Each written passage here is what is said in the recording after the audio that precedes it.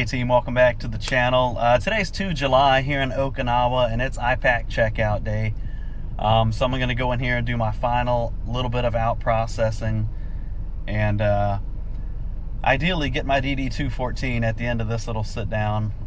It shouldn't take too long, I don't think. There's a lot of paperwork that I got to take in here and turn over. So it's medical records and things of that nature. And then I don't know how early after getting that DD-214 that I can get a retired military ID. I might not be able to do that until my actual EAS elapses, so I'll let you know. But the ID card center is right here beside the IPAC, so I figured while I'm in the neighborhood, I might as well swoop through and see if that's a possibility. Yeah, so June has been a blur, and I really apologize. I feel like I started making 2 or 3 or 4, maybe even 5 different videos, and then just never got around to posting them just because I felt like we were so busy. That first week of June, our son graduated high school here on Okinawa, so we had lots of festivities that we were getting into and supporting leading up to that week, and we also had some family in town. And then what came next? The family all left about a week and a half after that. So I've been here kind of all on my lonesome, closing out housing and doing all that good stuff. So household goods came and went right before the family took off. So we have one big nice crate that's up in Yokosuka right now. I got an email to tell me that it's in holding, waiting on a green light to move that thing over to Thailand. So, and I think we sent too much, but we'll see. We did a pretty good purge before leaving, getting rid of all of the furniture and things of that nature, TVs and couches and coffee tables and dining room tables and all that stuff. So we didn't send that much, but like with the crate and everything, I think it was like 800 pounds of stuff. And I feel like a lot of it we're going to unwrap over there in Thailand and just wonder, why did we bring this? Why did we ship this across the Pacific? But that's okay. I think that's the way every PCS household goods pack up goes, right? You get to your next house, you unpack it, and some of that stuff you never even unpack, and then the next PCS or maybe 2 moves down the line, you find a box that says like Christmas decorations or something weird, fall decor, and it's like, we haven't opened this. I have no idea what's in this time capsule of a box, and you open it and it's like a little Christmas tree or some scarecrows or some weird corn husk dolls or something. I don't know, whatever, most random stuff. But yeah, family departed, household goods got packed up, so I checked out of housing. I was living pretty much in an empty house for like a good week and a half, 2 weeks, and then I was still kind of getting furniture out of the house. But I just terminated housing earlier this week. The end of last week. So Friday I had my inspection, and then got everything turned over. And I think that was the last big thing that I got done. And then I did a special power of attorney to leave my vehicle with my neighbor.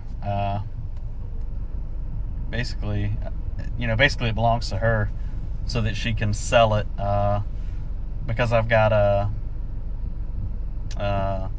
Marine that I somewhat know. I don't know that I've met him in real life, but he's another lad guy, but he's coming out to Okinawa, and he hit me up and he needed a vehicle. And so I was like, yeah, I'm taking off on the 3rd, and he's like, oh man, I land on the 3rd, and I really need to find a nice cheap car that I can get into, that'll be dependable and whatnot. And I was like, well, I've got this one. So I linked up with his sponsor, who was also out of town. He was TAD, but we got it sorted out. I think the next best thing to do was leave it power of attorney over to my neighbor, and that way it's like under a covered garage and out of the weather. And yep, I think that was the best way to go about that. So yeah, then I cleared the Joint Service Vehicle Registration Office, housing. I've cleared those out. I finished up my VA CNP exams, or compensation and pension, but those have been done for a little while now. The last one that I had to do was the one up on Tokyo. So that's all done now.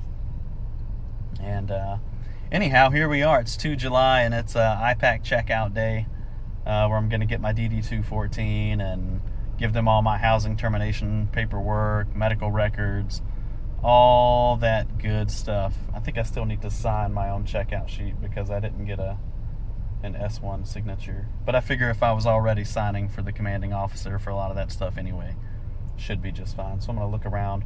I'm not even in my own car. I'm in my buddy's van right now because that's where I've been staying. I was there for a day or two with them before they flew out to go back to the States for a little bit. So, and they had like this whole detached, basically a full apartment downstairs in the garage. So, yeah, that's what we got going on. That's what I've been doing. And, yeah, I see people I know just walking into the IPAC. I'm here like 20 minutes early because parking is kind of atrocious over here. There's not a ton of parking right here in front of the IPAC, but I managed to find a spot and park this big old family van that I'm super grateful for. Been staying in an awesome house, cooking all kinds of food that ain't mine, driving around this nice big van that ain't mine, and sleeping in a nice cozy bed that ain't mine. So just vagabond life, nomad, just doing it up. And I've got like 20 minutes to spare, like I said. So I'm not going to spend that 20 minutes chatting to you, though. It looks like I've been rambling for about 6 minutes and 45 seconds right when I say this. But I really just wanted to say that so much was going on in June, and all apologies, like that Nirvana song. Didn't get a video pushed out almost all month. I don't think I've published a single one in June. Maybe I did, maybe I didn't. But we did so much. I think the best way to capture it is after I'm done rambling here in a hot second, I'll just put together like a slideshow or something and capture a lot of that goodness. And then I kind of need to do like an after action sort of thing. I probably will put that over on my website, or maybe I'll do it here on YouTube too, or maybe even Facebook on Freelance Travels on there. But it's spelled the same way, Freelance Travels, in 3 different words. But I think I owe a little after action just to kind of capture the start to finish of what the retirement process looked like. And I think that's important because it, information that I was relaying earlier on in the journey might have gone kind of stale. And it may not be that way anymore. That way people can kind of weigh in and say, you know what, that's how it used to be, but now it changed to this. More admins change, and checkout processes change, and VA stuff might change. I think for the most part it stays the same though. But yeah. Okay, I'm gonna quit rambling for real now, and yeah. Alright. I'll see y'all shortly. Today's IPAC checkout. Tomorrow is the flight to Thailand, baby. It's it's like a dream coming true in slow motion. And because I applied for retirement like over 2 years out, plus doing like 4 months worth of SkillBridge, which just ended today, it's really just been like, man, it's coming. I can see the light at the end of the tunnel, and biggity bam, now we're here. And I think I'll be at the end of that tunnel tomorrow when I board a flight for Bangkok. So gonna take off from Okinawa's Naha airport here, and then roll into Bangkok's Don Muang International, which used to be the prime time only international airport there in Bangkok. And of course now they got Suvarnabhumi, but Don Muang still caters a lot to the more budget-friendly airlines, I guess, and airlines that I guess have closer connections, like here in Okinawa. It's a 4.5, 5-hour flight to get over there. So yeah, I'll get there with a little bit of daylight to burn, I think, and then my wife and her sisters are picking me up, is what I heard yesterday. And Tick's been doing some additions to the house. So most houses in Thailand come with like a sliding glass door on the front that will pop you right into the living room. But it's not very energy efficient, and I always felt like when we had the AC running, I felt like it was an old dad joke that I was doing, where I could reach down and feel the dollars like flying out from underneath the door, and it had like a little felt or whatever weather strip, but that doesn't really do anything. I think that keeps bugs out more than anything. But and it probably wasn't very good at doing that either. So she got a nice swanky wood finish looking, it's probably aluminum, or maybe it's the UPVC.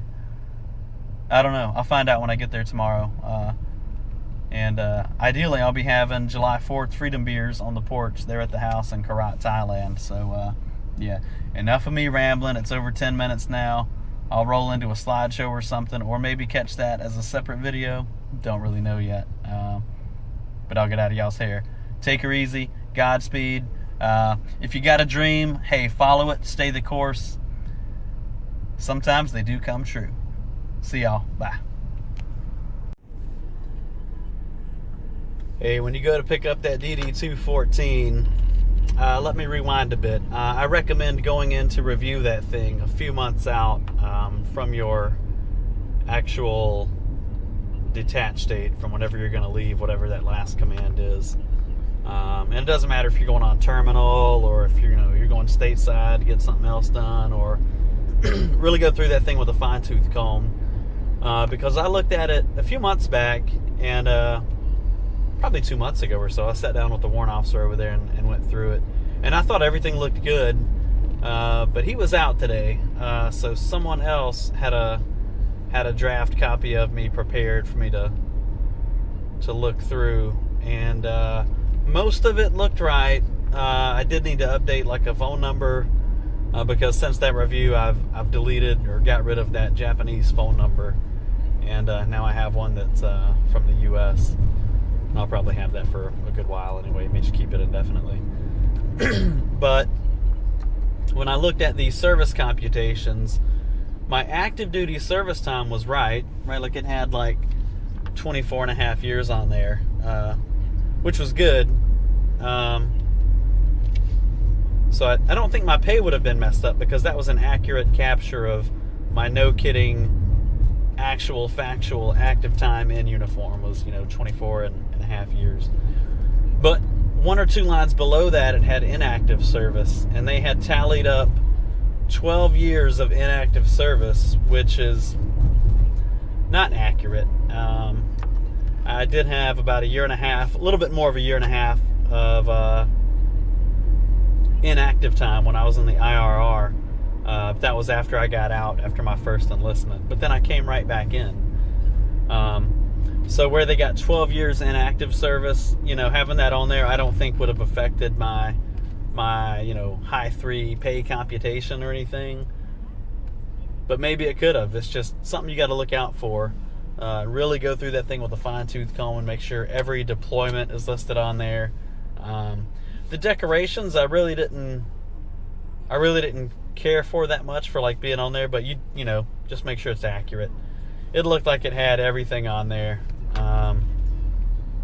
and for all of the operations and deployments and support thereof, all of it looked like it was on there, going all the way back to 2002 Southern Watch and PSAB Saudi Arabia. All that good stuff was on there. And then there was stuff on there that I forgot that I'd done over the last like 10 years or so. But yeah, take a gander at that thing. You don't just sign it and whip it back to them. Make sure all your stuff's accurate on there, because who knows, you kick that thing over to the VA for your compensation and it not be right. Don't be surprised when it gets kicked back to you and it's your fault because you signed for it at an IPAC or a administrative support center, wherever you came from whatever branch. Yeah, it's my 2 cents.